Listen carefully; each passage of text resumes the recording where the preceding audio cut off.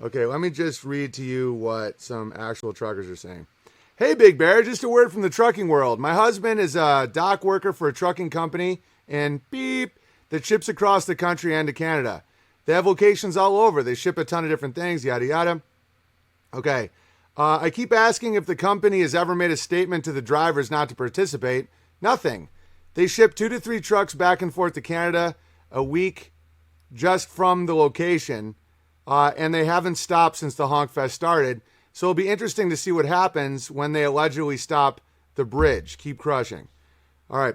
I repair trucks and trailers for one of the 2 largest trucking companies in Canada. The supply chain issues have been long coming for months. Oh, yeah, I forgot to show you that part.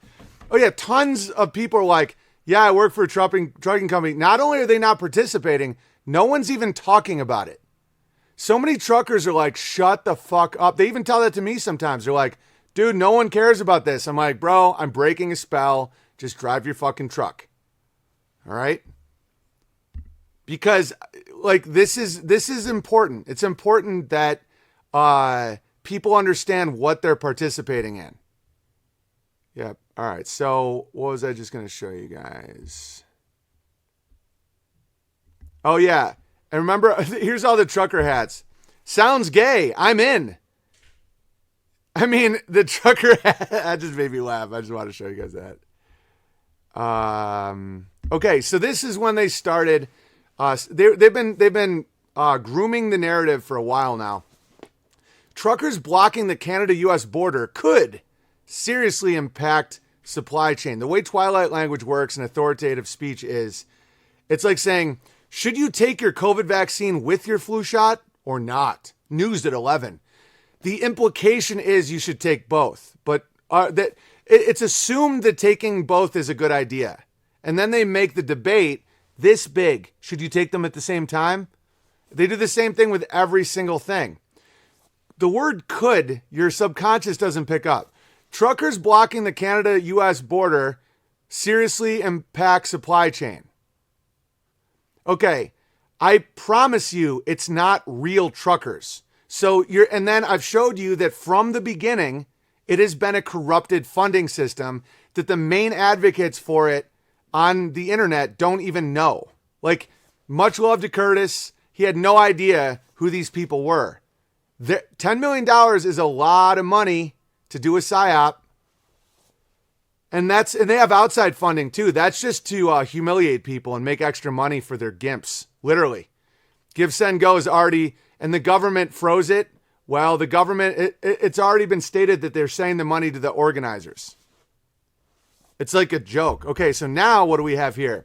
Truckers' bridge blockade forces shutdowns at auto plants.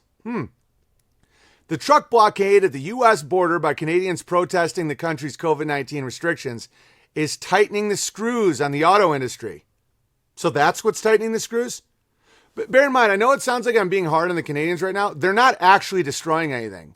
They're that incompetent. They're unemployed gay guys who are jumping around like little kids that never got to experience childhood. And I feel for them. I get it. It's all good. But this is already happening. And so they needed a narrative. It's what I've been saying since day one.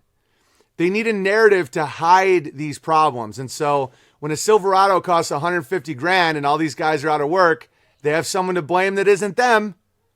The financial system is always trying to avoid blame using gaslighting and narrative deception.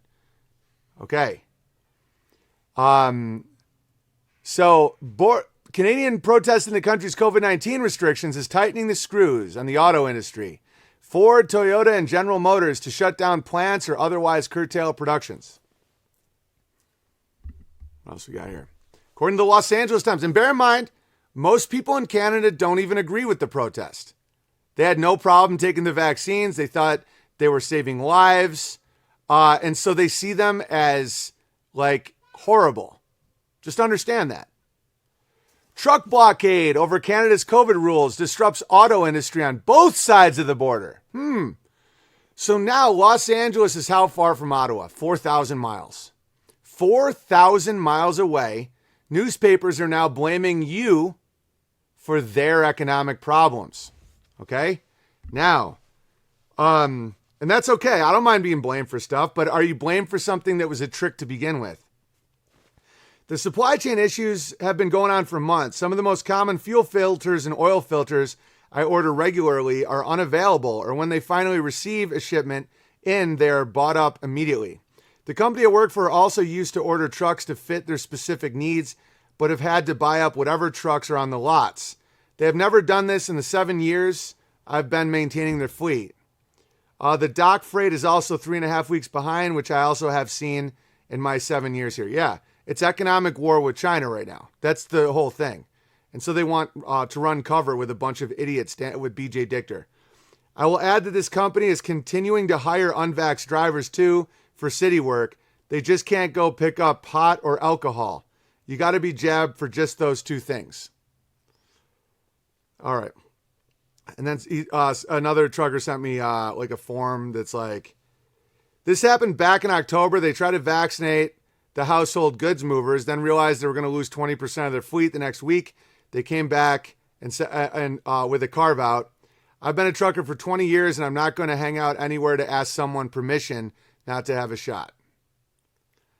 Okay, I got plenty more for you guys. Oh, how dare you? Oh, how dare you? Oh, this is a funny joke. You know what's weird? You can say have a good day with no problem, but you can't say enjoy the next 24 hours without sounding vaguely threatening. I love that joke. It's like, enjoy the next 24 hours. It's like, what the fuck? Yeah, this is real journalism. I'm doing actual journalism right now. All right.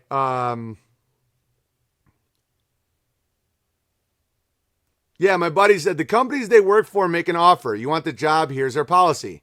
They step out of proper negotiation practices and act like children. They're literally communists. People defending the trucker don't realize they are the left now. Seek help.